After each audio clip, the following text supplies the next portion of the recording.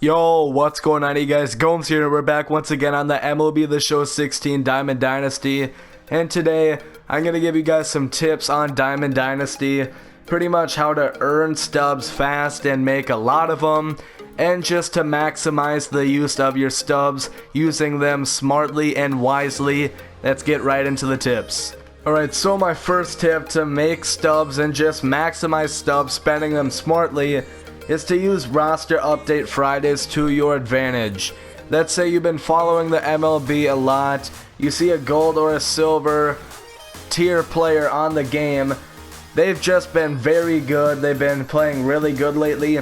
I suggest you buy a bunch of them, or depends what you want to do with it. Do it always before Thursday night, that's usually when market speculation is the highest. So if you're looking to buy players that might go up, buy them then. And it's also a good way to make stubs too. Let's say John Lester's been on a tear. Let's say this is Thursday night, you buy him for 5,870.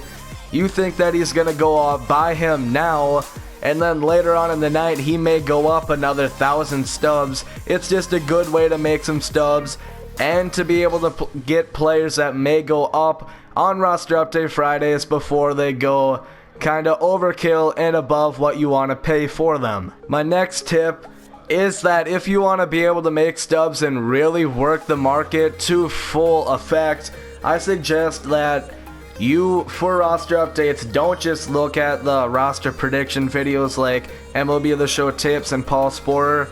They are very good videos, I really like what they do, but I suggest that you go ahead and you look for some yourself, because they might not have someone on there that honestly should get upgraded. I've seen that before. I've had players that I thought would go up, I didn't see it on their videos, and you know what, they did go up. So always go on MLB.com or wherever you want to look up statistics, see who's hot, who's trending, and yeah, don't always just look for the prediction videos. Do some manual research yourself, and you could really be raking in it if you do. Okay, so this next tip that I have is going to be very relevant now and probably not so much later.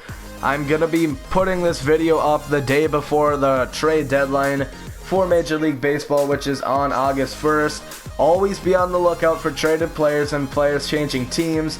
Prices can change based on the set cost. Now, what do I mean by that? Andrew Miller of the New York Yankees got traded. Aroldis Chapman got traded before. Dellin Betances, his prices went up because Andrew Miller, he got dealt to the Cleveland Indians, and once it's official onto the game next week in the roster update, I bet Dellin Betances goes up to maybe close to 25,000, just because that set for Reggie Jackson is going to be higher, so his price will go up. Another thing that's actually been, or another one that's going to be changed, is for the Minnesota Twins. Miguel Sano, Brian Dozier, their prices have both went up, and Eduardo Nunez's price has gone down since he got traded to the San Francisco Giants. Now, this trade has happened after the fact and was not put into the most recent roster update. However, this will be even more drastic once it is changed teams. I guarantee you, Dozier and Sano, their prices will go up. My next tip is going to be a one that I've seen a lot of people have done, and that's taking bronze players who are just pretty much on the brink and having good seasons, really undervalued seasons, should be silver. So what you do, let's say Jim Henderson has really been hot lately, he goes for 50 stubs, you think that he has a good chance of going silver. You see this 50 stub price, go ahead and buy them until about 75 stubs. If he goes up to silver, that's a guaranteed 100 quick sell. And like I said, if you buy him for 50, quick sell him for 100, that's a guaranteed profit of double what you spent. 50 stubs spent, and you get 100 back.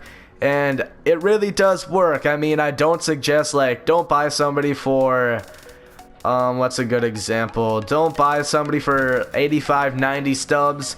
You probably won't get that big of a profit. You still could, But this is the kind of thing that I suggest. 50 stubs, he's on the brink. If he starts going hot, buy him, quick sell him for 100, or who knows, his price could even go up beyond that. So granted, this tip is gonna be only if your team's already really stacked and you can do without these cards and you're not one of the people that just like collecting flashbacks. So let's say you play Conquest, you grind out the innings, you get the Diamond Reward player, and you get the player for doing the innings. For the Rays, it's Will Myers and Ben Zobrist.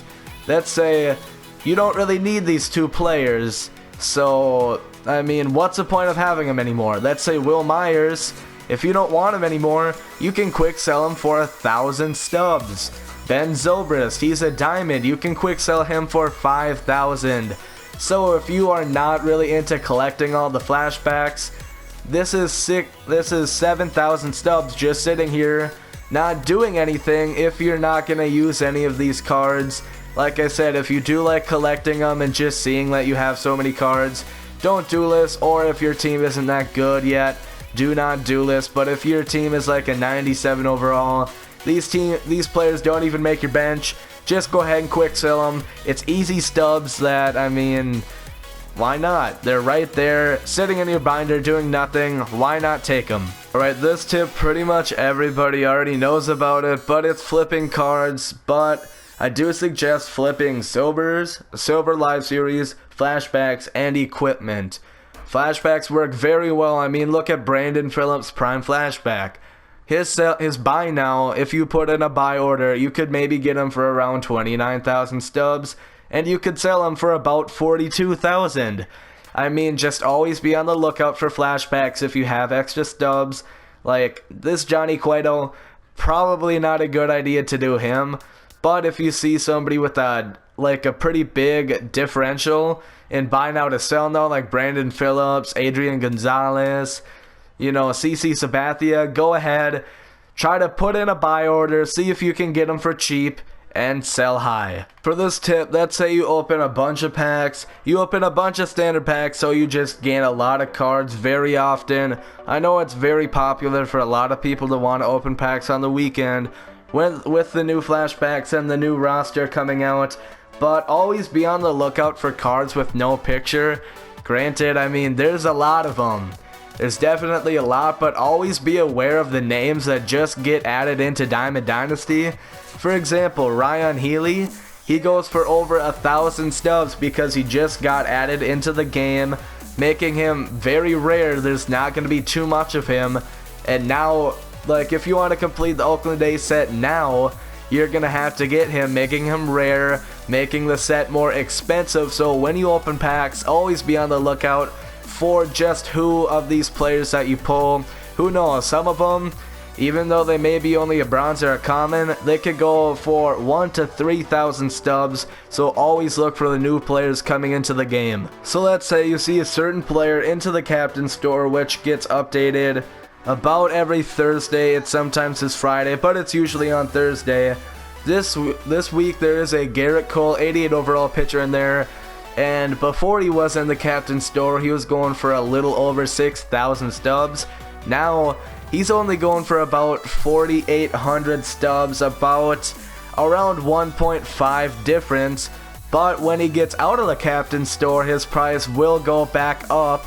So this is either a good chance for you to buy a card for cheaper than you could normally get it, or you can buy him for cheap and you can sell him once he goes back up to his original price when he gets out of the captain store. On pretty much every Friday, new packs are released into the game. On the first week of, or on the first Friday of every new month, they'll come out with like June or July Player of the Month packs, which pretty much means the top performers in that month will be more common, more pullable, meaning their price will go down. This is also the same for like All-Star Game and this week's packs, which are players rumored to be traded. One player that's rumored to be traded, who actually everybody thought got traded, but then he went again and put, he stuck that no trade clause out there, Jonathan Lucroy. Once he was in those packs, his price went down a kind of about 1,000 stubs. So that's also a good way to, like I said, load those players up. You can buy them for cheaper than you could usually get them since they're more common, or once the packs are out, their price will go back up because they won't be as pullable, and you can make some stubs that way. This week with the new packs, you're supposed to be able to pull the rookie flashbacks more commonly, which is good. It puts their price down, which is well needed, but that's not exactly what I'm going to be talking about here. What I mean is, let's take a rookie flashback. Let's say rookie Robinson Cano. Maybe you get him for 55,000 stubs on a buy now. With Robinson Cano, if you get the rookie card, missions will unlock that you have to do, and you have to feed second baseman to him in order to get the prime Robinson Cano. Once you get that card, the rookie card is locked into your collection, but the prime version, you can do whatever you want with. You can keep him on your team, or you can sell him on the community marketplace. Now, let's say that 55,000 that you bought him for, now you can go ahead and sell him for 80,000 and make a cool profit. This tip goes back to the roster prediction people like MLB The Show tips for all of those people that will predict who may go up in the next roster update on Friday morning. Now, let's say everybody says Johnny Cueto's gonna go diamond, but you don't think he will. I mean, this has actually happened with Johnny Cueto. So many weeks now, people have been saying, oh, he's going diamond, he's going diamond. His price will raise about 4,000 or 5,000 stubs on Thursday night because of speculation. People think he's going diamond, so he's gonna be more expensive. Like I said, if you disagree with this, you have Johnny Cueto. He goes up to 16,000 when he's normally 11,700. That's a pretty big gain in price.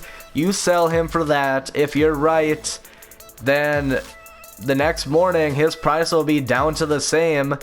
You buy him back, you repeat the cycle, and you just keep making stubs. Like I said, he's going for 11,700. You sell him for 16, you get the stubs. The next morning on Friday, if he doesn't go up, then you have a profit, and you can still get some stubs to buy him back and do it the next week. Next tip is to just play Battle Royale. Battle Royale is a mode where you draft a team, you spend 1,500 stubs, you draft a team, you play 3 inning games, you are allowed 1 loss. If you lose your second, you're out, and you can go up to 20 wins. Now, they did just recently put an update in there, so after every 3, 6, 9, 12, and 20 wins, you will get a reward, which is more than they had before. You only put in 1,500 stubs and you're guaranteed a standard pack, so you can only lose 500, and that's if you don't get any rewards. Now, 2 wins, it's a bronze. At 4, it's usually going to be a silver. 6 can be a gold. No, I messed that up. 3 would be a bronze, 6 would be a silver, 9 would be a gold or better, 12 and 20 are diamonds. So that is not that hard if you're a good player at the show, and you can get so many good players, and you can make a lot of stubs, as well as just having fun playing the game. Alright, again, this tip is one a lot of people I'm sure already know. I have already completed Conquest, but it is very important, I think, to complete Conquest. First of all, you get so much experience, not actual experience, but you get so much experience playing the game if you're new to it. You do get actual experience, which can raise your level, so you can go ahead and buy more stuff from Captain Stores. As well, you earn a bunch of stubs, and you even at the end get rewarded a 10-pack bundle, which who knows with packs, maybe you'll pull some great. This tip, you have to kind of follow the MLB a little bit, and you just kind of have to be looking out on Twitter. For some reason, the players on MLB The Show, if somebody hits for the cycle, if they throw a no-no, if they hit home run of the All-Star game, their price will just shoot up so much.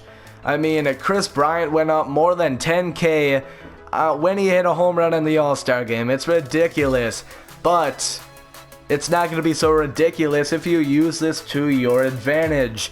Let's say some silver player, or no, let's make it a gold. Let's say Kevin Kiermaier has a 4 home run game, or he hits for the cycle, his price will go up by at least 1,000 stubs. I've seen it so many times, and it's true. And a lot of people, for some reason, just think he's worth so much more. And even if he's struggling, he has a 4 home run game, they automatically think upgrade. I don't know why, but it's a good way to make stubs. I mean, sell high. You can just buy him back when his price goes down. My next tip goes back to the market, and it's really just about patience. Patience is a virtue, isn't that right? Let's say you want to get Jose Fernandez. Let's pretend I don't have 331 stubs. Let's say I have 80,000 stubs. Do I have the stubs to buy him straight up for the 74,000 that he's going for? Of course I do. But why am I gonna spend that extra 12,000 stubs when I don't need to? So I put in a buy order for about 62,000. That's still like 11,000 or 12,000 more than he's actually going for if I was just to give in and buy him straight up.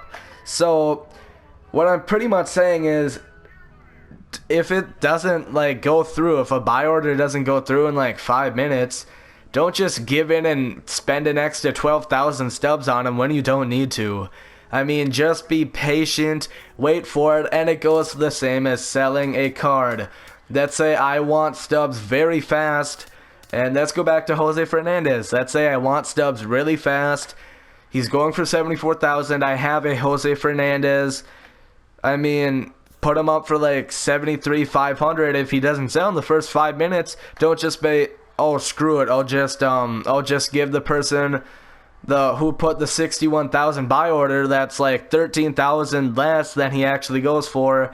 Or don't just say I'll sell him for like 64,000. Be patient and make the most out of your stubs. Always be on the lookout for players changing positions. Now this does matter for everywhere, but I see it really turns into effect with relievers and closing pitchers. Since Andrew Miller and Aroldis Chapman have both left the Yankees, that means Dellin Betances, who's a reliever, is likely going to maintain the closing role for the New York Yankees.